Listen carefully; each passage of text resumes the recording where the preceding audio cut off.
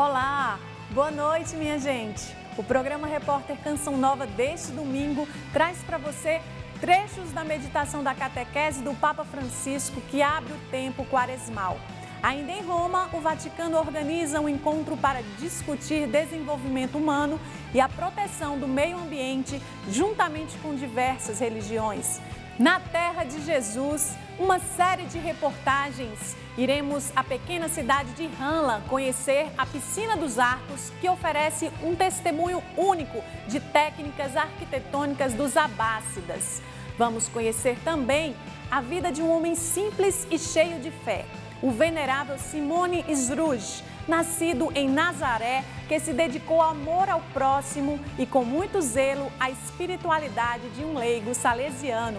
No Brasil, pesquisa recente mostra como anda a relação do brasileiro com os smartphones.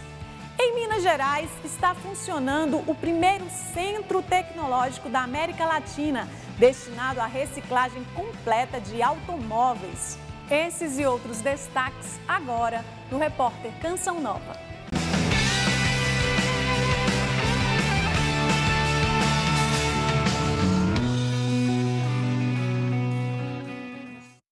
As atividades oficiais do Papa neste mês de março começaram na quarta-feira de cinzas. Francisco presidiu a Santa Missa com a bênção e a imposição das cinzas. O Santo Padre desejou a todos um frutuoso caminho quaresmal que permita encontrar e seguir Jesus mais de perto, até poder dizer como São Paulo: já não sou eu que vivo, mas é Cristo que vive em mim. A primeira das estações quaresmais aconteceu nesta quarta-feira de cinzas. A procissão penitencial com o Papa Francisco começou na igreja de Santo Anselmo, no Monte Aventino, até a Basílica de Santa Sabina. Além do Santo Padre, participaram cardeais, arcebispos, bispos e também os monges beneditinos de Santo Anselmo, os padres dominicanos de Santa Sabina. Os fiéis vieram de várias partes do mundo para viver este momento litúrgico. É uma grande graça. Começar a quaresma com uma celebração com o Santo Padre é um alimento para a alma, que com certeza ajuda a trilhar esse caminho quaresmal com mais profundidade. Participei da audiência hoje pela manhã e ouvir a voz do pastor para o início da quaresma é a realização de todo cristão, né? Do pastor Máximo. No final da procissão, o Papa presidiu a missa com o rito de bênção e imposição das cinzas. E na homilia, Francisco ressaltou que a quaresma é um chamado para parar, buscar aquilo que é essencial, sem distrações, sendo assim um alarme para a alma. O Santo Padre relatou que nesta jornada quaresmal, de volta ao essencial, o Evangelho propõe 3 etapas, que devem ser vividas sem hipocrisia: a oração, a esmola e o jejum.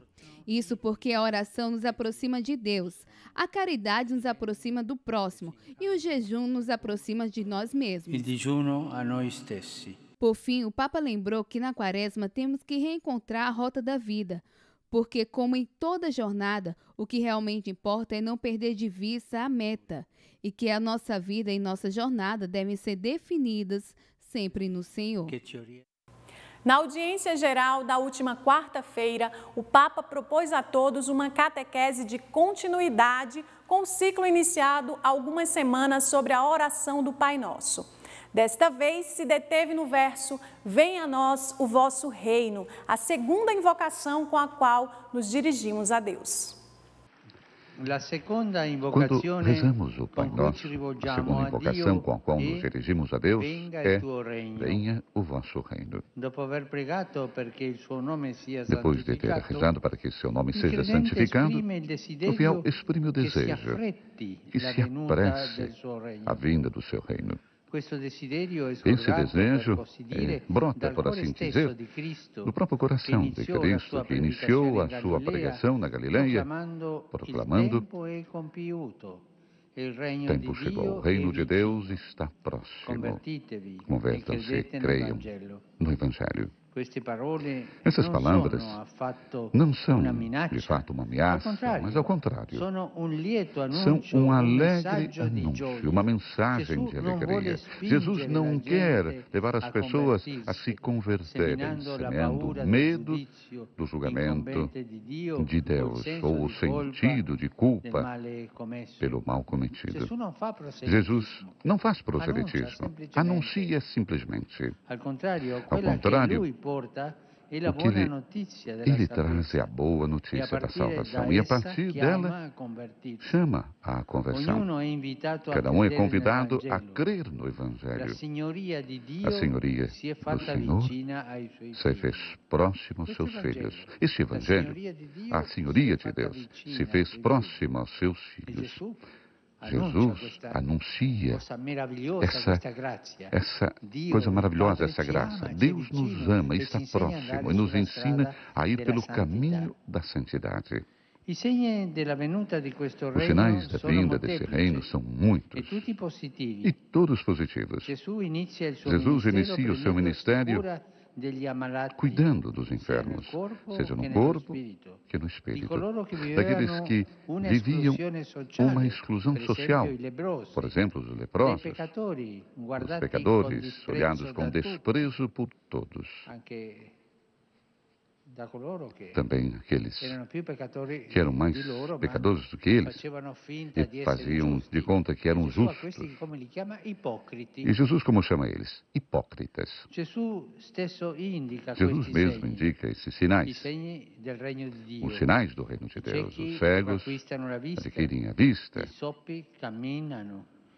Os mancos caminham, os leprosos são purificados, os surdos ouvem, os mortos ressuscitam, aos pobres é anunciado o Evangelho. Venha o vosso reino, repete com insistência o cristão quando reza o Pai Nosso. Jesus veio, porém o mundo ainda é marcado pelo pecado, populado por tantas pessoas que sofrem, por pessoas que não se reconciliam e não perdoam por guerras e também por tantas formas de exploração. Vamos pensar no tráfico de crianças, por exemplo. Todos esses fatos são a prova que a vitória de Cristo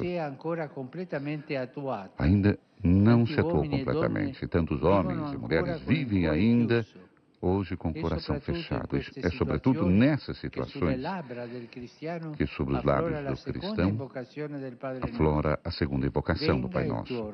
Venha o vosso reino. Que é como dizer, Pai, temos necessidade de Ti. Jesus, temos necessidade de Ti.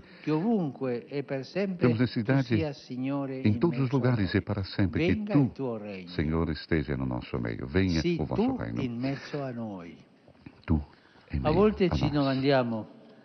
A volta nos perguntamos, mas como esse reino se realiza tão lentamente? Jesus ama falar da sua vitória com a linguagem das parábolas. Por exemplo, diz que o reino de Deus é semelhante a um campo, onde crescem juntos a boa semente e o joio. O pior erro seria querer intervir imediatamente, arrancando aquilo que parecem ervas. Deus não é como nós, Deus tem paciência. Não é com a violência que se instaura o reino no mundo. O seu estilo de propagação é a mansidão. O reino de Deus é certamente uma grande força, a maior que existe, mas não segundo os critérios do mundo. Por isso, parece nunca ter a maioria absoluta. É como o fermento que se coloca na farinha. Aparentemente desaparece. E é exatamente isso. É Ele que faz fermentar a massa. Ou como a semente de mostarda, tão pequena, quase invisível, porém que traz em si a grande força da natureza. E uma vez, quando cresce, torna-se o maior de todos de todas as árvores da horta. Nesse destino do reino de Deus se pode intuir a trama da vida de Jesus. Também ele foi para os seus contemporâneos um sinal muito fraco, um evento até mesmo desconhecido aos históricos oficiais do tempo. Uma semente de trigo que se dividiu. Ele mesmo, que morre na terra, mas somente assim pode dar muitos frutos. O símbolo da semente eloquente. Um dia, o agricultor o afunda na terra, um gesto que parece uma sepultura. E depois, durma ou vigia de noite ou de dia, a semente brota e cresce. Como ele mesmo não sabe. Uma semente que brota é mais obra de Deus do que do homem que a semeou.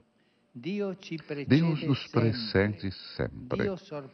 Deus nos surpreende sempre.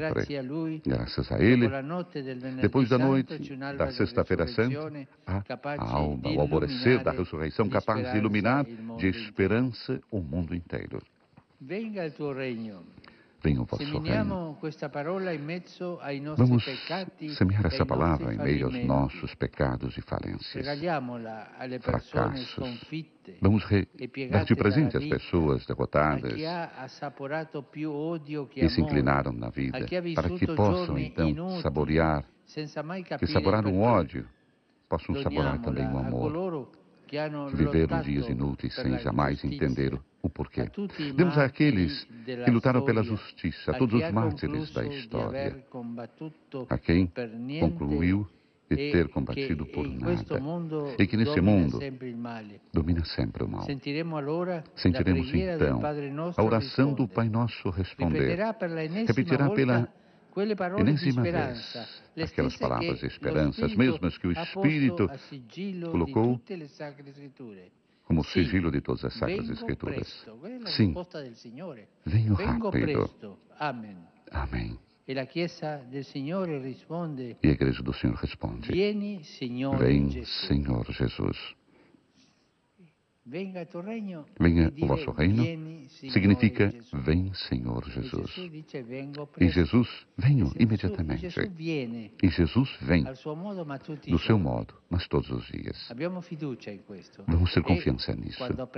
E quando rezaremos o Pai Nosso, vamos dizer: venha o vosso reino. Para sentir no coração: sim, eu venho. E venho imediatamente.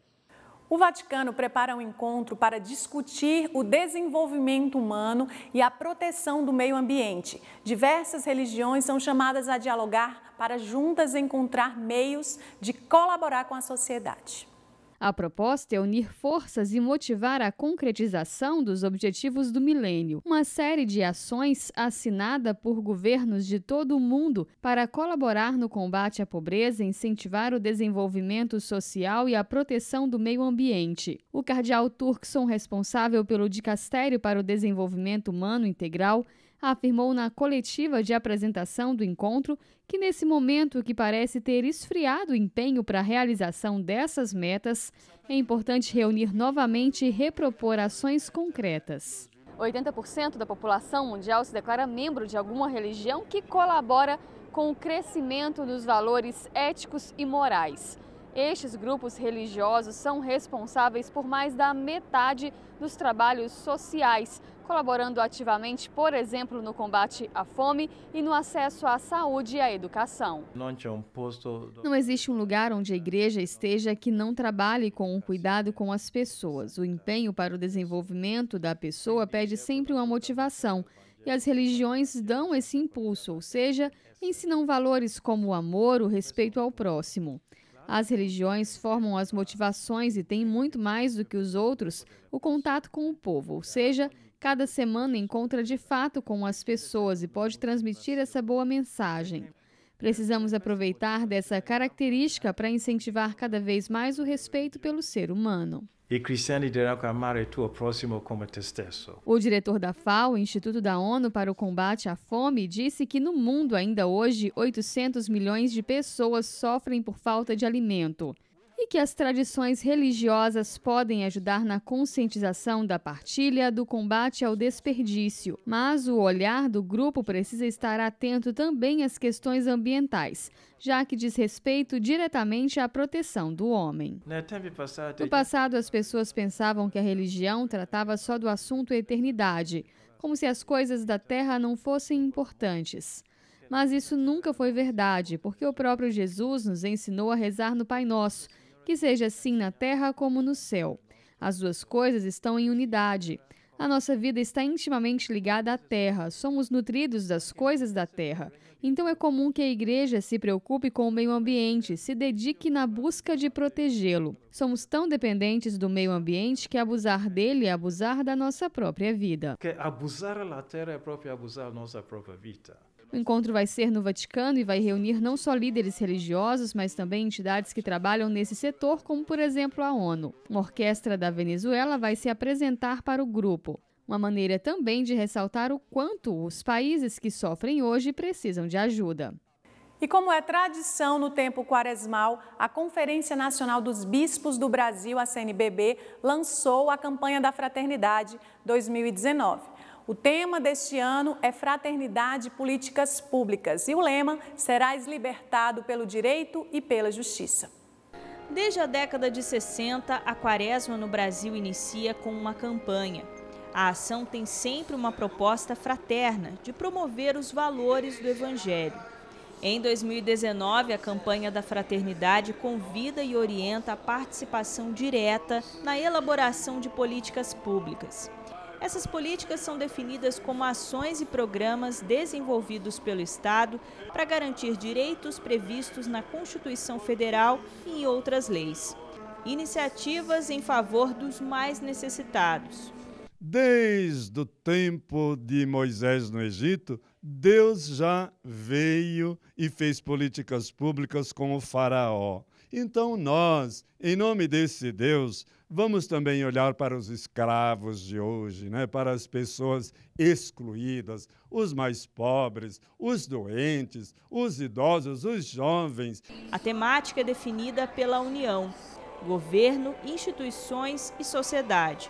Os cristãos, sobretudo, têm um papel importante nessa missão. Levar aos poderes públicos, aos responsáveis, a nossa dor, as nossas necessidades, o nosso sofrimento, isso por direito. A aceitação do povo logo no início da campanha demonstra o entusiasmo em participar.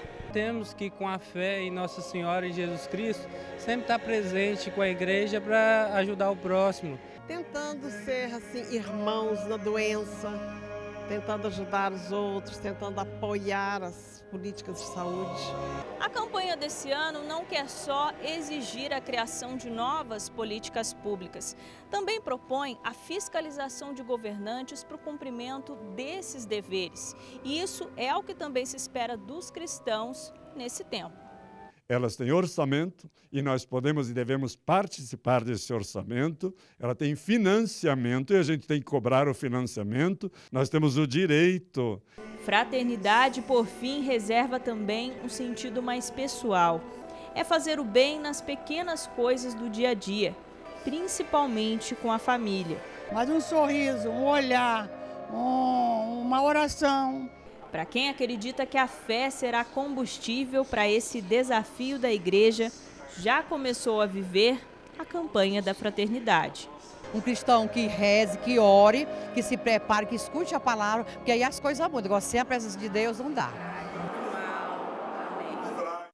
Com o início da Quaresma, os cristãos já se preparam para participar da Via Sacra, a meditação da Paixão de Cristo.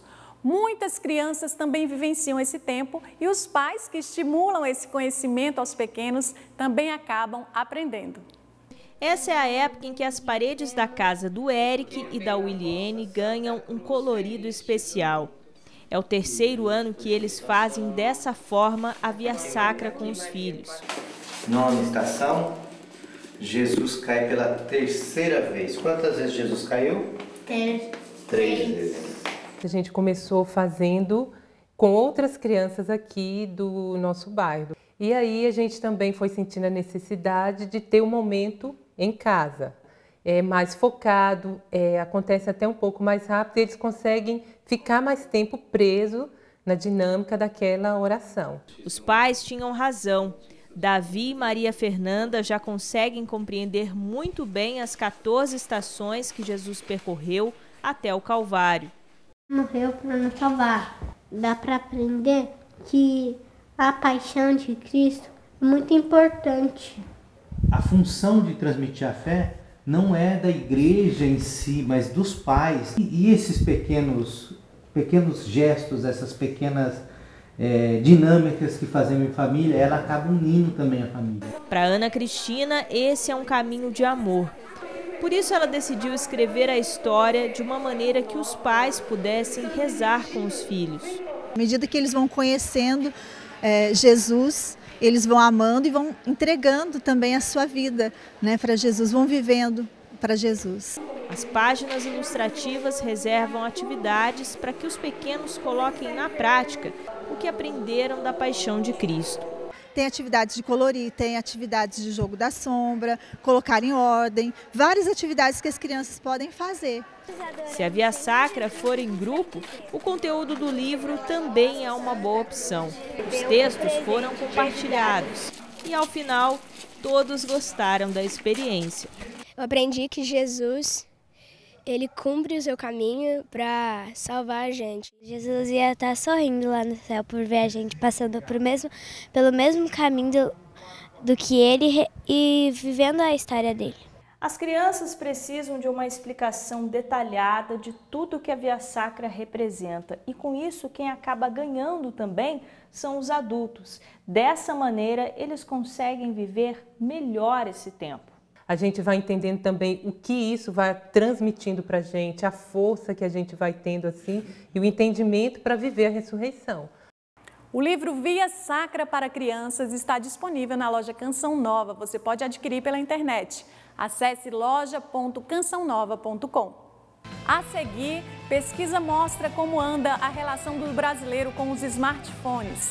E a lei federal que obriga todas as escolas a promover medidas de conscientização, prevenção e combate ao bullying.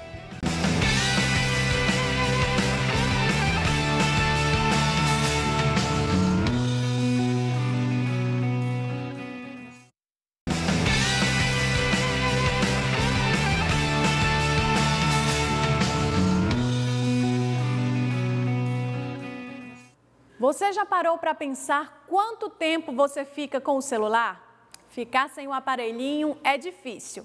Pesquisa recente feita no Brasil mostra como anda a relação das pessoas com os smartphones.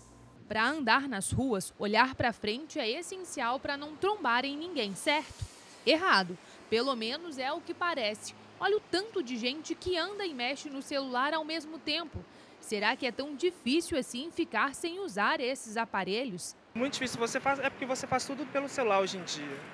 Então, você fica muito refém deles, fica muito viciado. Pesquisa recente feita em todas as regiões do Brasil revelou que 52% dos brasileiros não conseguem ficar um dia inteiro longe do celular.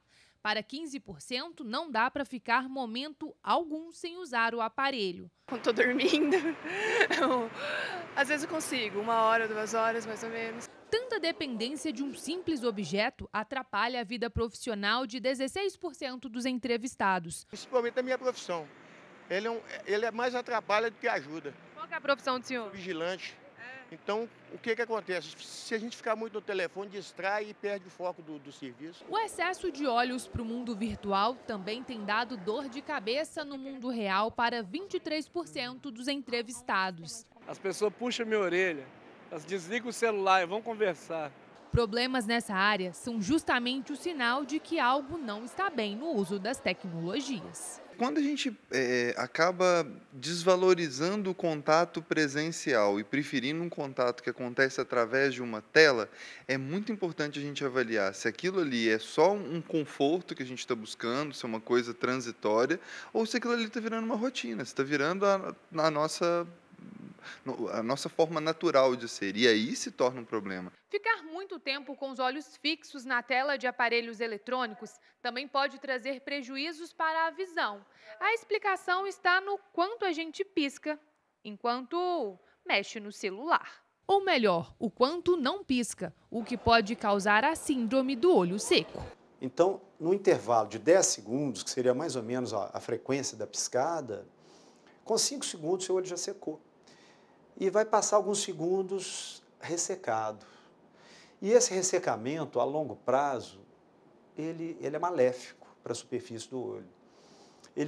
É como uma pele que precisa de uma hidratação, que está sendo judiada no sol e que não recebe um devido tratamento. Para o bem da saúde e do casamento, celular para Daiane Roney, só para o que é realmente necessário. Acho que tem que ser algo que seja para uso, mas que não seja o nosso dono. O desperdício de alimentos é um assunto sério em todo o mundo. Aqui no Brasil, ainda mais. Um estudo comprovou que o brasileiro joga fora mais de 40 quilos de comida por ano. Na opinião de especialistas, as sobras do dia a dia dependem da conscientização do povo.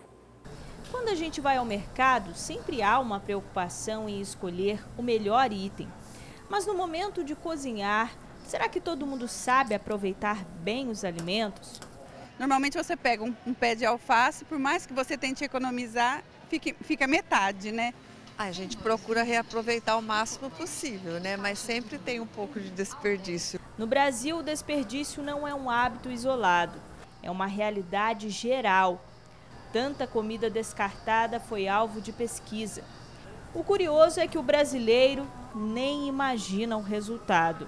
Quanto você acha que cada brasileiro desperdiça assim por ano? Uns 20 quilos, mais ou menos. Acho que ainda estou sendo boazinha. Se eu te falar que são 40 quilos? É? Quais alimentos você acha que são os mais desperdiçados? As frutas e os legumes e verduras. Arroz, feijão e carne. Jura? Verdade. Pelo menos é o que aponta o levantamento do projeto Diálogos Setoriais União Europeia-Brasil da Embrapa, realizada pela FGV. Um volume relativamente alto, né, coloca o Brasil aí não no primeiro nível de desperdiçadores mundiais, mas num segundo nível aí, onde a gente precisa ter uma certa preocupação. Desse cuidado, a Giovana entende. A nutricionista mostra que existe um jeito certo de reaproveitar cada item. Todo alimento ele pode ser reaproveitado, inclusive a casca da banana, tem muitas receitas que a gente pode fazer bolo com a casca da banana, farofa com a casca da banana. A maneira ideal de manipular os alimentos ajuda bastante. Se a gente quiser evitar o desperdício, a gente raspa a cenoura de uma forma leve. Quando a gente corta esse mamão no meio, a gente tira a semente para aproveitar mais essa polpa do alimento. Se quer que a refeição dure mais, melhor contar com a ajuda do congelador. Armazenados corretamente, os alimentos podem ser consumidos até um mês depois. Outra maneira de aproveitar os alimentos é saber a proporção correta na hora de cozinhar. Um exemplo bem interessante é o do arroz e do feijão, que estão entre os 3 mais desperdiçados pela população. Importante saber que 70 gramas de arroz cru rendem uma porção de 210 gramas, o equivalente a 2 colheres grandes. E 40 gramas de feijão cru rendem ao final 100 gramas, ou uma concha inteira. Mas o assunto merece mais atenção. Por esse motivo, os dados da pesquisa serão levados adiante. Toda a cadeia produtiva, o varejo, o consumidor, né? A gente precisa concatenar ações para garantir que todo esse sistema funcione bem, mas que essa fartura não reflita em desperdício. A gente já ouviu falar de reciclagem de papel, plástico, produtos eletrônicos, mas em Minas Gerais já está funcionando o primeiro centro tecnológico da América Latina destinado à reciclagem completa de automóveis. Quando a gente pensa em reciclagem, logo vem à cabeça lata, plástico, alumínio. E se eu te disser que já é possível reciclar também automóveis e aqui no Brasil? É isso mesmo. Desde o fim do ano passado já está em funcionamento em Minas Gerais o Centro Internacional de Reciclagem Automotiva. Inicialmente a gente quer treinar técnicos, engenheiros que futuramente vão trabalhar nessa linha de negócios, né? E de imediato a gente também tem um interesse muito grande de trabalhar junto aos ETRANS, né, para treinar, capacitar os agentes que são responsáveis pelo controle desses desmontes que hoje existem no país. O projeto, primeiro do tipo na América Latina, é uma parceria do Cefet de Minas Gerais com o governo japonês. A ideia é reciclar mais de 95% dos materiais de um automóvel. Portas, motor, bancos e até mesmo os óleos que geralmente são jogados no meio ambiente. Assim que o carro chega, a gente retira a bateria, tá? Retira todas as tampas aqui, busca aqui as mangueiras da máquina, tá? E a gente vai drenar por cima esses fluidos. Por exemplo, aqui a gente tem o do radiador. Então é o fluido que faz a refrigeração do motor. Geralmente, né, esses carros, né, esses motores têm no fluido, né, no caso a água, um aditivo que não pode ser jogado no afluente. Então, a gente não pode descartar esse material de qualquer maneira. É necessário conduzir e armazená-lo ali. Além de evitar que mais lixo vá parar no meio ambiente, ao se reciclar mais de 95% de um automóvel, centros como esse também permitem um retorno financeiro ao reaproveitar peças como essas, que têm materiais como cobre e até mesmo o ouro dentro. Com esses equipamentos, o tempo para se reciclar um automóvel também é menor. Neste centro de reciclagem, em um dia, 15 veículos podem ser reciclados, enquanto normalmente num desmanche comum são 10 automóveis por mês. Além disso, a unidade também deve contribuir para a diminuição de roubos de carro para desmanche. Hoje no Brasil, entre roubo e furto de veículos para remoção de peças, se tem um número de aproximadamente 500.000 veículos ao ano. Então é um número muito significativo. Então essa criminalidade com esse tipo de tecnologias seria quase que eliminadas, porque a gente garante o controle e a rastreabilidade das peças. Entre equipamentos e treinamento de mão de obra, foram gastos mais de $1 milhão, investimento importante diante dos benefícios da reciclagem. É importante reciclar, por quê? Porque produzir aço a partir de aço reduz significativamente o custo de produção, né? Então, por exemplo, você consegue poupar mais de 70% de energia, né? E não precisa mais minério para isso. Então, assim, é obrigatório realmente fazer a reciclagem. Não é de hoje que as bicicletas são um dos meios de transporte mais utilizados pelos brasileiros, até como uma alternativa de diminuir o grande número de veículos nas ruas. Mas uma novidade que vem conquistando a população é o aluguel de bikes para o deslocamento dentro da cidade. Parece que elas passam despercebidas. Doce engano. Nas ruas, elas são mesmo protagonistas. Em São José dos Campos, no interior de São Paulo, já é possível encontrar centenas de bicicletas como essa, todas disponíveis para quem quiser. O programa Bike Sanja só tem 4 meses. Surgiu com a proposta de inovar a mobilidade no município.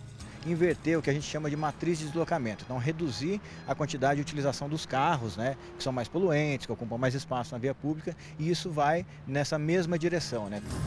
O grande número de veículos é um obstáculo no país inteiro. O tempo nos carros, por exemplo, é bastante prejudicial. Mais de 9 milhões de brasileiros demoram mais de 1 hora para chegar ao trabalho. Por isso, o uso de bicicletas já é um incentivo nacional. Muita gente que não usava a bicicleta passou a usar a bicicleta por conta dessa oferta, então a gente está o nosso entendimento é que a gente está numa direção correta, num caminho positivo para realmente tornar a cidade cada vez mais agradável. Em São José, o meio de transporte mais famoso do momento pode ser encontrado em 2 regiões, a maioria no centro. São mais utilizadas para completar deslocamentos. Por esse motivo é que seu Edson optou pela bike. Eu moro na Vila Ema, dá a pé uns 15 minutos, de bike dá menos. Enquanto tiver, eu estou pedalando, sim. Não poluem e ainda ajudam a se exercitar. Não é, Rodrigo? Eu já emagreci uns 5 quilos aí, graças a Deus, e vou continuar utilizando, né? Recomendo a todas as pessoas que utilizem, né? O uso depende da tecnologia. É preciso baixar o aplicativo das empresas que administram o serviço. E na era digital, a alternativa conquistou de vez. É muito mais fácil porque com o aplicativo você consegue encontrar a bicicleta, é muito mais fácil você encontrar a bicicleta, você não precisa sair caçando. Seria até legal se tivesse essa alternativa de sistema para as outras bicicletas também, para bicicleta, assim, para nossa própria bicicleta, mas assim eu acho uma alternativa muito legal. O que deixa o uso das bikes mais prático também é a maneira de estacionar. Nas áreas delimitadas aqui na cidade, elas ficam assim mesmo, na calçada, bem pertinho de quem passa. E se você, assim como eu, se perguntou, mas e a segurança? Elas também têm cadeado e é eletrônico. Com o mesmo celular que você baixou o aplicativo e fez o cadastro, você vai lá e destranca e já está pronto para sair pedalando. Para quem duvidar do novo conceito de mobilidade, é só olhar pelo retrovisor. Se vai de bike, é certeza de um bom passeio. Início de mês, contas já pesam no bolso. Mas você sabia que muita gente tem direito a um desconto na conta de luz e não sabe? Esse desconto pode fazer a diferença. Em casa, cada um se vira como pode para economizar energia. Menos tempo no banho, né? Mais a TV mesmo, o chuveiro, o micro-ondas, assim, o que a gente usa mais energia, só isso. Mesmo assim, a conta de luz vinha R$ 120 e agora caiu para R$ 70 em média por conta da tarifa social. Um dinheiro que a gente já faz uma outra coisa, né? Faz uma feira, ajuda nas outras contas. A tarifa social é um programa do governo federal para dar desconto na conta de luz. O benefício oferecido pelas distribuidoras de energia elétrica varia de acordo com o consumo de cada família. Quem consome abaixo de 30 kWh por mês tem direito a 65% de desconto. De 31 a 100, diminui em 40%. Entre 101 e 220 kWh, 10% de desconto. Acima disso, não há redução. Quem tem direito a esse benefício são famílias que são cadastradas como baixa renda, que tem esse benefício. Elas precisam ter o NIS, que é o número de identificação social. Para saber se tem direito, os consumidores devem procurar o CRAS, o Centro de Referência de Assistência Social, ou a Agência de Distribuição de Energia Elétrica da sua cidade. A Dilene procurou o serviço depois que ficou desempregada há pouco mais de 5 meses. Como é que você descobriu essa tarifa social? Através do CRAS, do Bolsa Família, assistente social, disse que podia estar indo na Bandeirantes e pedindo esse desconto. Aí eu fui lá, eles pediram vários documentos, levei os documentos e fiquei aguardando o desconto na conta. Em todo o Brasil, muitas famílias têm esse direito e não sabem. Só na área de cobertura dessa distribuidora do estado de São Paulo, o número é alto. 128 mil famílias que poderiam estar usufruindo desse benefício e que ainda não estão cadastradas. Para ajudar, o programa de desconto ganhou uma divulgadora voluntária. Eu falo para todo mundo, procura, aposentado também tem direito. Vai lá, leva a documentação para ver se você consegue, porque ajuda. Até eu nem acreditava muito nisso, nesses descontos, em nada disso. Agora que eu estou utilizando, que eu estou sabendo que é real. Desde fevereiro de 2016, já está em vigor no Brasil uma lei federal que obriga todas as escolas a promover medidas de conscientização, prevenção e combate ao bullying. Mas essa realidade ainda está longe de ser mudada. Um retoque na maquiagem, uma pose para fotos. Mas nem tudo são flores na vida de Vitória. Ao se ver diante do espelho se produzindo, nem parece que até pouco tempo atrás isso causava muito desconforto. O motivo? Sofreu bullying na escola por estar acima do peso. Uma menina do ensino médio colocou o pé na minha frente, a gente estava no pátio, eu caí, se juntou uma rodinha na minha volta, ela colocou um espelho de maquiagem na minha frente e falou que eu era gorda, que eu era feia, que eu era inútil, que não era bonita o suficiente para estar naquela escola. E não foi uma única vez. Num outro episódio, ela estava com 10 anos. A professora veio para mim e falou que eu era muito gorda para dançar balé e eu deveria sair porque a minha barriga iria me atrapalhar, que eu tinha que olhar para as outras meninas como elas eram magras e que eu só poderia voltar a fazer balé se eu fosse magra daquele jeito.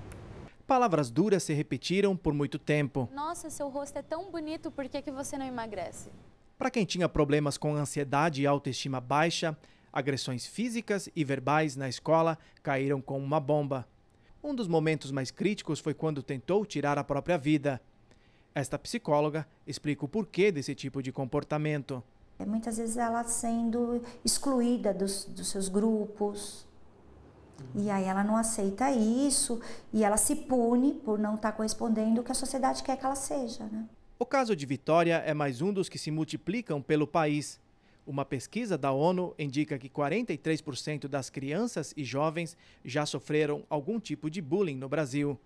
A primeira lei anti-bullying do Brasil foi sancionada em novembro de 2015 e passou a vigorar em fevereiro do ano seguinte, portanto, há 3 anos.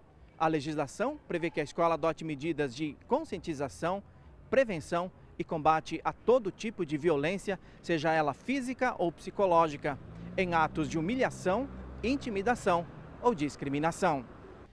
A partir da criação da lei, o Ministério da Educação resolveu investigar o problema. Em 2016, a pasta constatou que 70% dos alunos já presenciaram violência física, verbal e ameaças no ambiente escolar. A lei não prevê punição aos agressores por serem menores de idade, mas serve como alerta. Para esta psicóloga, os pais e a escola têm papel fundamental na superação do problema, seja do agredido ou do agressor. Tendo esses pais juntos, né, sabendo falar com essa criança, valorizando os seus acertos, né, e a escola sempre muito atenta. Porque se inicialmente já tiver isso, ela vai poder ajudar tanto o opressor, né, que é alguém que também tem as suas dificuldades e deve ser ajudada pela escola e pela família, como o oprimido. Vitória, como o próprio nome sugere, venceu. Pais, amigos e consultas com especialistas foram fundamentais para ela superar os traumas. Hoje, por meio de conversas pessoais ou pela internet, ela ajuda outras pessoas que passam pela mesma situação de piadas, deboche, desprezo e desrespeito. A menina que nem gostava de se ver, agora não anda sem maquiagem. E a aparência dela agora é fonte de inspiração. Seus lindos e intensos olhos castanhos, que quando me olham chegam a tocar a minha alma. Ah, esses lindos olhos castanhos, olhos que já viram tanto sofrimento que por um momento perderam seus argumentos. É para você mesmo, esse seu olho é castanho. No próximo bloco, uma série de reportagens sobre a terra de Jesus. Iremos à pequena cidade de Hanlan conhecer a Piscina dos Arcos, que oferece um testemunho único das técnicas arquitetônicas dos abássidas. E vamos falar da vida do venerável Simone Sruge, um leigo salesiano nascido em Nazaré.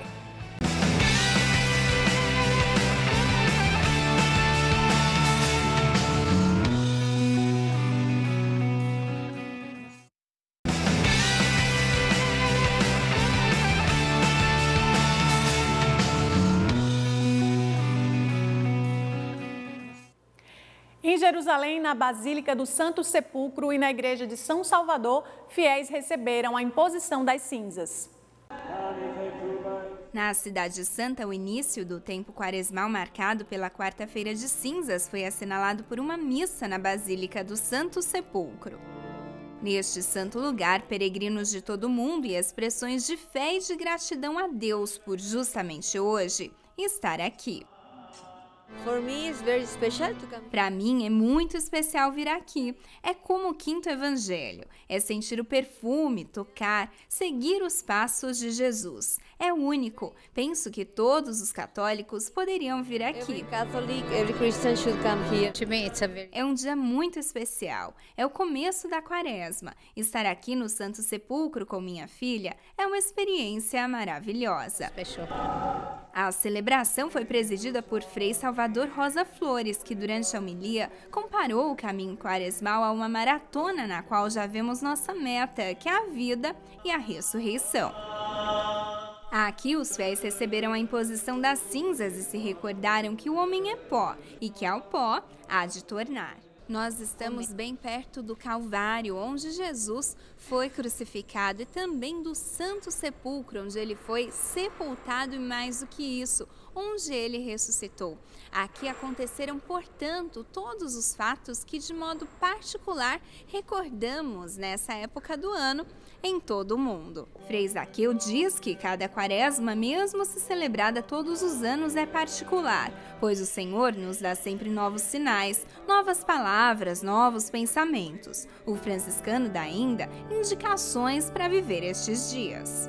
O diavolo não dorme, quindi dobbiamo vivere durante questa. O diabo não dorme, portanto devemos viver esta quaresma com a Bíblia em mãos, com oração, jejum, atos de misericórdia.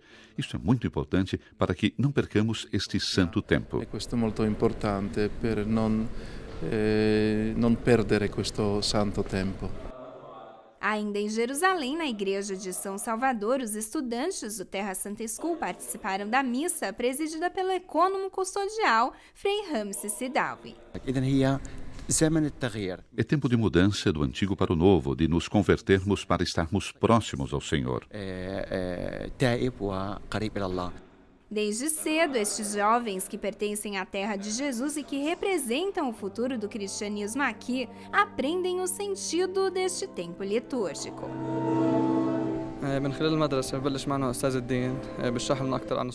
O professor de religião nos explicou sobre esse período e como viver o jejum, a caridade e a oração. Podemos viver isso em família para nos sentirmos motivados e encorajados.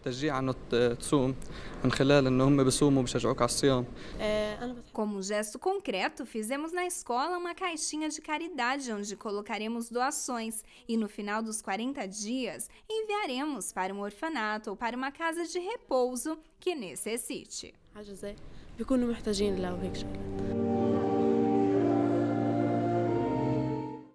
Agora iremos à pequena cidade de Hanla, onde há muitos lugares para visitar. E o lugar mais escondido, a Piscina dos Arcos, oferece um testemunho único das técnicas arquitetônicas dos abássidas. Há um lugar na Terra Santa onde, durante séculos, a maioria dos peregrinos, uma vez desembarcados no porto de Jaffa, fazia uma parada. Ramla, do árabe areia, foi a única cidade fundada pelos muçulmanos após a conquista do califa Solimão em 716. Ramla é a primeira cidade construída pelos muçulmanos no século VII, na estrada entre Jaffa e Jerusalém e entre o Cairo e Damasco, para oferecer hospitalidade aos peregrinos. A família que construiu a cidade é a mesma que construiu a Mesquita da Cúpula de Ouro, a de Al-Aqsa, em Jerusalém.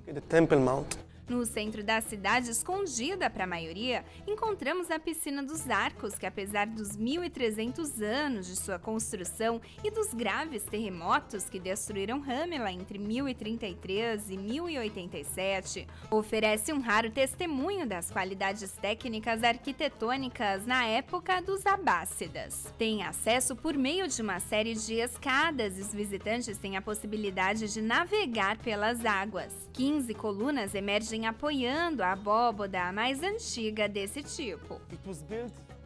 Em Ramla foram construídas 5 cisternas como esta, a única aberta ao público, e como se pode ver, ela se estende 20 metros por 20 metros. Os cruzados atribuíram erroneamente à imperatriz Helena a construção dessa cisterna. Ela foi obra do califa Ar-Rashid, o mesmo das 1001 noites, para fornecer um constante abastecimento de água. A rainha Helena, mãe de Constantino, era bizantina, mas a cidade não existia naquela época. Na verdade, foi construída durante a dominação muçulmana. Portanto, não pode ser mesmo que seja conhecida como a Piscina de Helena. Além disso, é conhecida como Birkat al-Naziah, do árabe que significa banheira de cabras, provavelmente porque os animais bebiam aqui. Da Piscina dos Arcos à Grande Mesquita e ao Mercado Colorido, passando pela pequena paróquia franciscana dedicada a São Nicodemos, Ramla atrai e fascina os turistas há séculos. Agora vamos conhecer a santidade de um homem que vivenciou sua fé de uma forma simples e com profundidade. O venerável Simone Isruj, nascido em Nazaré, dedicou sua vida ao amor ao próximo e com muito zelo à espiritualidade de um leigo salesiano. Pode vir alguma coisa boa de Nazaré? Diz um dos versículos bíblicos do Evangelho de João. Os fatos comprovaram que sim, o Messias era nazareno. A Sagrada Família viveu nesta pequena cidade da Galileia, mas não somente. Aqui na cidade de Nazaré, onde o Verbo de Deus se fez carne e habitou entre nós, em 27 de junho de 1877, nasceu Simone Sruji.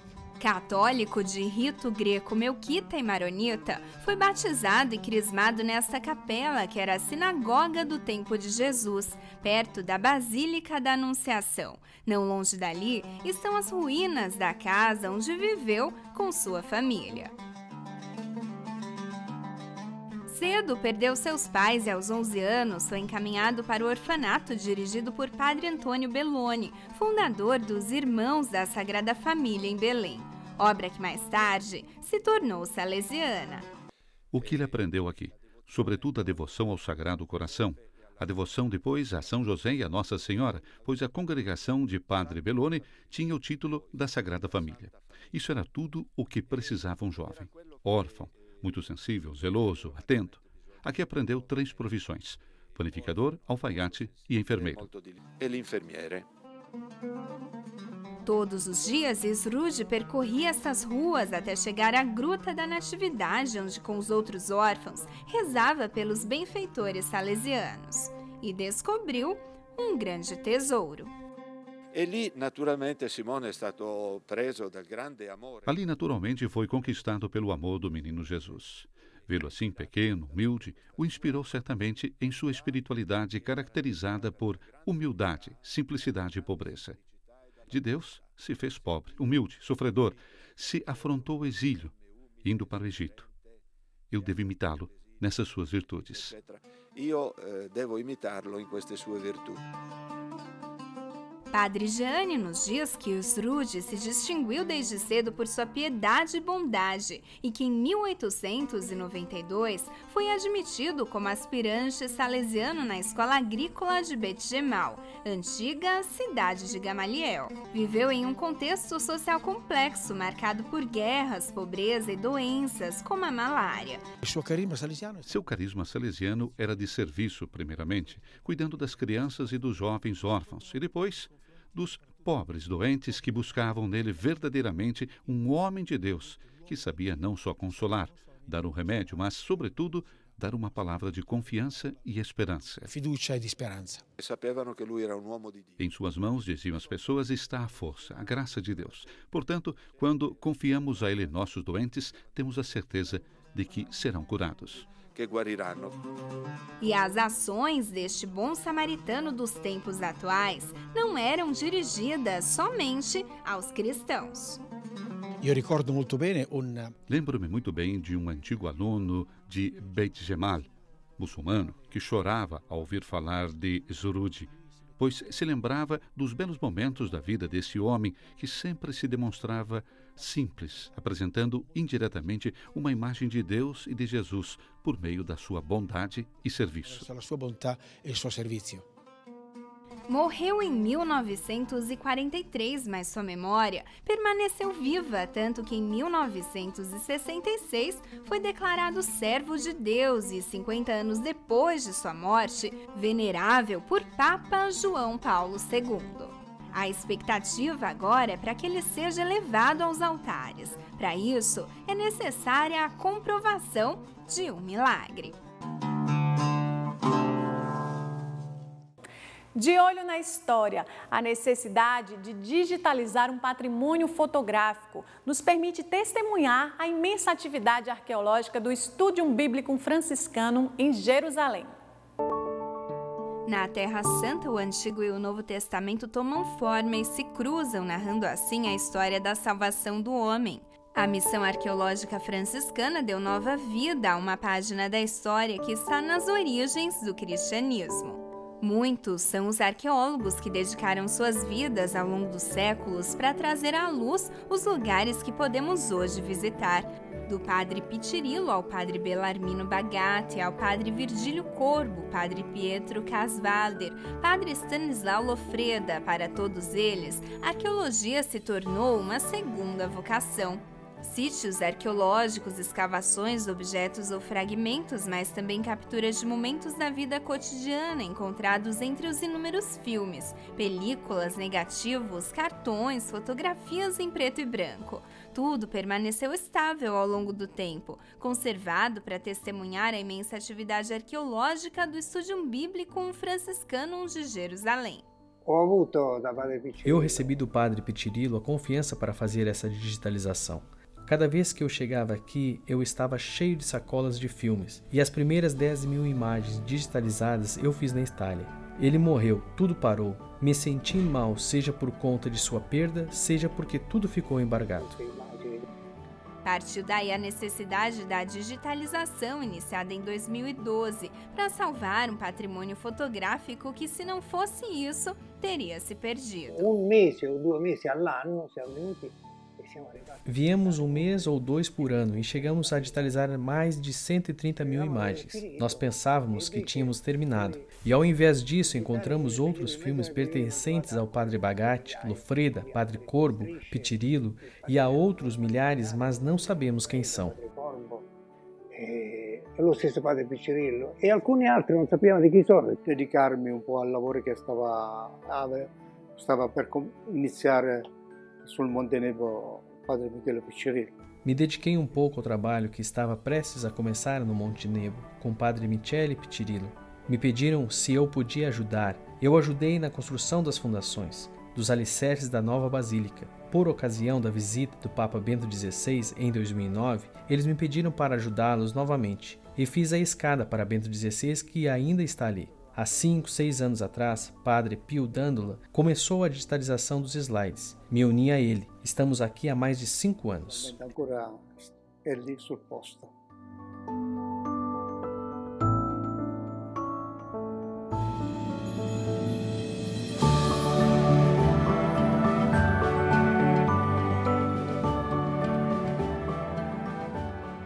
O ex-presidente da República Italiana, Carlo Azeglio Ciampi, ao escrever ao padre Pitirilo, disse: "Estou encantado com a visão que inspira a pesquisa arqueológica da missão. Redescobrindo o passado, os franciscanos da Terra Santa ajudam os governantes a construir um futuro de paz."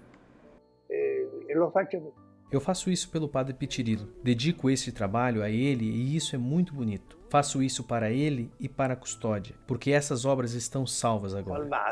A emoção é diversa, porque lui é francescano, lo fa e basta. A emoção é diferente. Ele é um franciscano. Eu sou um voluntário. Sou um voluntário que ama a Terra Santa. Dou valor a isso, porque dedicar-me a Jerusalém é importante. A Jerusalém é importante.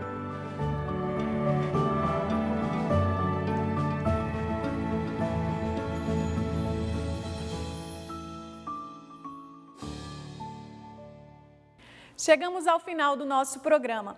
Acompanhe outras reportagens durante a semana no nosso telejornal Canção Nova Notícias ou em nossa página na internet, noticias.cançãonova.com. Uma boa quaresma para você. Não deixemos que passe em vão esse tempo favorável. Peçamos a Deus que nos ajude a realizar um caminho de verdadeira conversão. Até o próximo domingo, se Deus quiser.